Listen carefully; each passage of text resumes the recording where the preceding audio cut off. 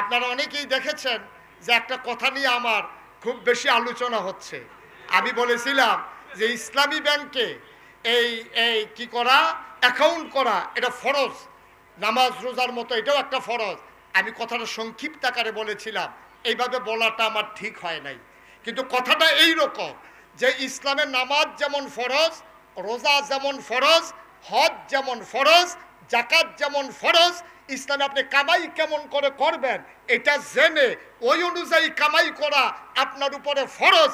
হালাল পদ্ধতিতে নবীর দেখানো পথে আল্লাহর দেওয়া বিধান মতো কামাই করা আপনার উপরে ফরজ। আল্লাহর দেওয়া বিধান মতো খরচ করো আপনার উপরে ফরজ, এবং আল্লাহর দেওয়া বিধান মতো ওই টাকাকে জমা রাখা এইটাও ফরজ। ঠিক কিনা বলেন? কারণ এখানে কামাইরও একটা পদ্ধতি আছে। যেমন আপনি মদ বেচা যদি টেহা কামাই করেন, তেল বেচা কামাই করতে যেমন মেহনত, মদের দোহান দিয়া মদ বেচা কামাই করানো কম মেহনত না। তেলে আর মদে আপনি একরকমে বেসন না, তেলও আপনি তেল তো এই মাইপ্পা বেসন লাগে, আর মদের তো ভুতলে পাওয়া যায়। কিন্তু মদের তেলের ব্যবসা হারাম না। মদের ব্যবসা কি হালাল না হারাম? আপনি জীবনে এক ফোঁটা মদ মুহ দিয়া চাইছেন না, ভালা পড়ছে না খারাপ পড়ছে এইটাও চাইছেন না, তারপরেও মদের ব্যবসা হারাম, কারণ মদ খাওয়া হারাম। ঠিক কিনা বলেন? এই জন্য এই কামাই করতে গিয়া আপনি মদের ব্যবসা করলে, এই ব্যবসা করে কামাই করলে এটা আপনার জন্য হারাম। আবার খরচের ব্যাপারেও ইসলামের বিধান আছে। আপনি যদি এই টাকা দিয়ে আপনি যদি মনে করেন আমার টাকাটা হালাল, আমি মদ কিনা খায়াম, এইটাও আপনার জন্য হারাম, যেহেতু আপনি টাকাটারে মদ হারাম কাজে ব্যবহার করছেন। আপনি খাইয়া ফইরা কামাই কইরা 50টা টেহা রইছে, আপনি যদি মনে করেন এই টেহাটা আমি সুদে লাগায়াম, অথবা এই টেহাটাকে ওর কাছে দিয়া রাখাম, 1 মাস পরে 60 টেহা পায়াম, এইটাও আপনার জন্য হারাম, যেহেতু আপনার জমানো টাকার সাথে সুদ লেগে গেছে। এটা কি হালাল না হারাম? কথা বলে হালাল না হারাম? এইটাই আমি বুঝাইতে চেয়েছিলাম, কিন্তু আমার কথাটা শর্টকাট হয়ে যাওয়ার কারণে আমি অনেককে বুঝাইতে পারি নাই, আর এইভাবে বলাটাও আমার ঠিক হয় নাই। আমি নিজেও দুঃখিত যে আমি যেহেতু বুঝাইয়া কোয়ানের ভিতরে বালা, আমি আরেকটু বুঝাইয়া বলা উচিত ছিল, এটা আমার ঠিক হয় নাই। আমি আরেকটু সুন্দর করে বুঝিয়ে বললে মানুষের মনে কষ্ট হইতো না। অনেকে আমারে কয় যে হুজুর, যেই হুজুররা আপনারে বেশি মহব্বত করে তারা এদু হুজুর এটা লইয়া কথা কয়। তো আমি কই যারা মহব্বত করে তারা এদু কইব, যারা আমারে দেখতে পারে না তারা তো আমার ওয়াজ শুনেও না, কইতেও পারতো না। কি থাকবে?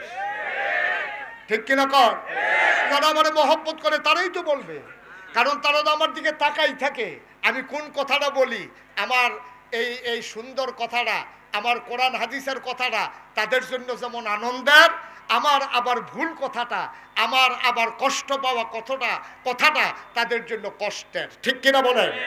সুতরাং আমার একেবারে ক্লিয়ার মেসেজ হলো যে আল্লাহ তাবারক ওয়া তাআলা ওই যেইটা আপনার এই কোরআনের বিধান অনুযায়ী, নবীর সুন্নাহ অনুযায়ী কামাই করার একটা ব্যবস্থা আছে, এইটা আপনার মেনে চলা ফরজ। খরচ করার একটা বিধান আছে, এইটাও মেনে চলা ফরজ। রক্ষণাবেক্ষণ করা, বাকি টাকাটা যেটা জমাবেন, এটার একটা ইসলামের বিধান আছে, এইটাও ফরজ। এই ইসলামী অর্থনৈতিক ব্যবস্থা, নামাজের ভিতরে এই ইসলামের ভিতরে নামাজ পড়া যেমন ফরজ, রোজা রাখা যেমন ফরজ, ওই ইসলামের টাকা কামাই করবেন কেমনে, খরচ করবেন কেমনে, জমা করবেন কেমনে, এই ক্ষেত্রে ইসলামের বিধান মানো আপনার উপরে ফরজ। আমি মূলত এটা বুঝাইতে চাইছিলাম। কথাটা আমি শর্টকাট করে বলে ফেলার কারণে অনেকের মনে কষ্ট লেগেছে। আর ইসলামী ব্যাংকিং ব্যবস্থা এটা স্বাভাবিকভাবেই আপনার একটা আলেমদের একটা প্রচেষ্টা, ইসলামী অর্থনীতিবিদদের একটা প্রচেষ্টা মানুষকে সুদ থেকে বাঁচানোর জন্য। 100% এটাকে অ্যাকচুয়াল করা এটা অনেক কঠিন, কারণ গোটা বিশ্ব আজকে অর্থনীতিটা চলে সুদের উপরে। আপনি বিদেশ থেকে ঋণ আনবেন, আপনি কত পার্সেন্ট সুদ দেবেন এটা করা আছে। আপনি ইসলামী ব্যাংক থেকে টাকা নেবেন, ইসলামী ব্যাংক যদি আপনাকে টাকা দেয় সেই ক্ষেত্রে তারা পরহেজগারি অবলম্বন করতে চেষ্টা করে, কিন্তু কেন্দ্রীয় ব্যাংক থেকে যে আপনি টাকা আনবেন সেখানেও সুদের হিসাব। সুতরাং সুদ থেকে বেঁচে থাকা আমাদের জন্য ফরজ। এই সুদ থেকে বেঁচে থাকা আমাদের জন্য মুমিন জীবনের জন্য এটা যেমন তেমন কথা না, এটা যেহেতু কবিরা গুনাহ, কবিরা গুনাহ থেকে বেঁচে থাকা আমাদের উপরে ফরজ। ঠিক কিনা বলেন? সুতরাং সবাই ব্যাংকে, আমি যদি বলে ফেলি ডাইরেক্ট ইসলামী ব্যাংকে অ্যাকাউন্ট করা ফরজ, তাহলে তো বোঝা যায় এই ইসলামী ব্যাংকে হগিননি যোগিননি যার টেহা নাই পয়সা নাই যাতে আটটা খাইতে কেমন লাগলে মানুষের ফিরতে হলে ওটে হয় না ইসলামী ব্যাংকে অ্যাকাউন্ট করণ লাগবো, এটা আমি বুঝাইতে চাই নাই। আমি বুঝাইতে চাইছি আপনি যখনই করবেন লেনদেন করবেন সবটা ইসলামী শরিয়া মোতাবেক করবেন, এটা মুমিন জীবনের জন্য ফরজ। আল্লাহ যেন আমাদেরকে, আমাকে এবং যারা শুনছেন সবাইকে সঠিক বুঝ দান করে। সবাই পড়ে না আমিন, সবাই পড়ে না আমিন। এই অনাকাঙ্ক্ষিত কথার জন্য কেউ যদি কষ্ট পেয়ে থাকেন আমি দুঃখবোধ প্রকাশ করছি। সোশ্যাল মিডিয়ার সুবাদে সবার কানে কানে পৌঁছে যাবে।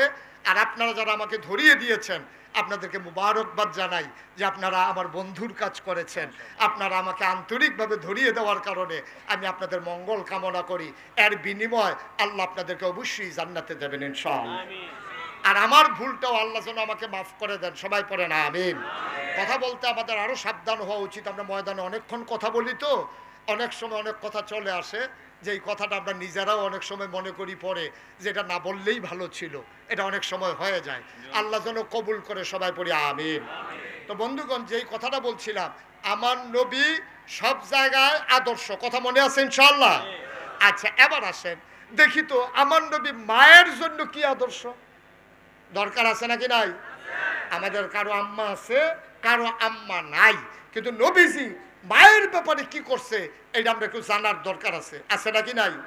কোরআনুল কারীমে আল্লাহ বলে দিয়েছেন আল্লাহ তা'বুদু ইল্লা ইয়াহু, আল্লাহ ছাড়া কারো ইবাদত করা যাবে না, তবে ওয়াবিল ওয়ালিদাইনি ইহসানা, তবে আব্বা আম্মা যারা তাদের প্রতি ইহসান করতে হবে, সুহৃদয় সুকুমল এবং নরম আচরণ করতে হবে।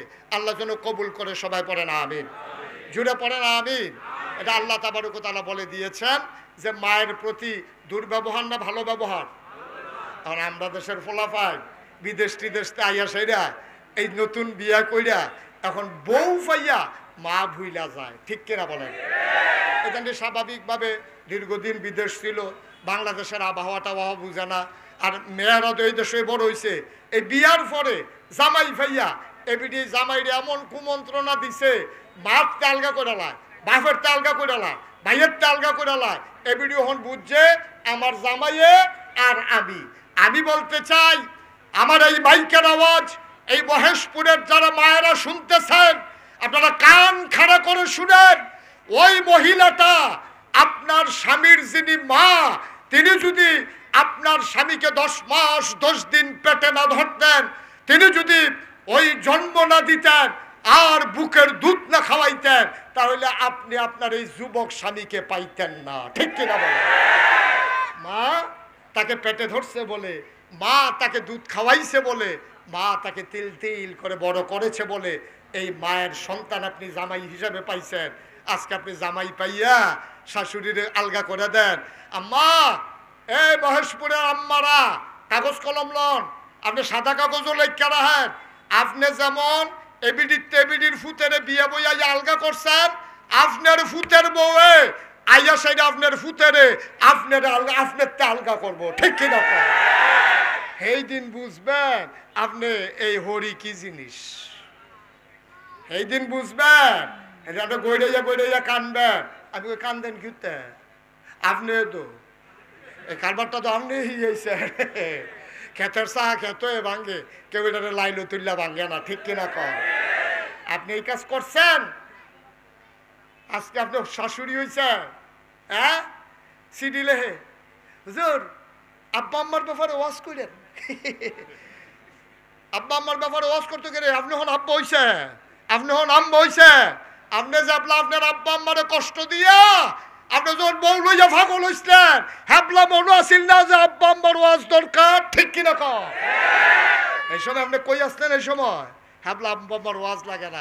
যুবক, আমি স্পষ্ট করে বলতে চাই, বউ মারা গেলে বিয়ে করলে আবার বউ পাওয়া যায়, কিন্তু মা মারা গেলে আব্বা বিয়ে করলে সৎ মা পাওয়া যায়, মা পাওয়া যায় না, ঠিক কিনা? সুতরাং একটু বুঝ করে চলল যুবকেরা। কথায় কথায় আম্মারে ধমক দাও, বউয়ের পাল্লাত ফইরা মারে জুদা কইরা দাও, বাপের আলগা কইরা দাও। তুমি একদিন বাপ হইবা, তুমি একদিন বাপ হইবা, সেদিন নিজের কপাল নিজে চাপড়াইবা। কিন্তু আর সেই দিনটা ফিরে আসবে না, ঠিক কিনা বলো? এবার আসি দেখি নবী কি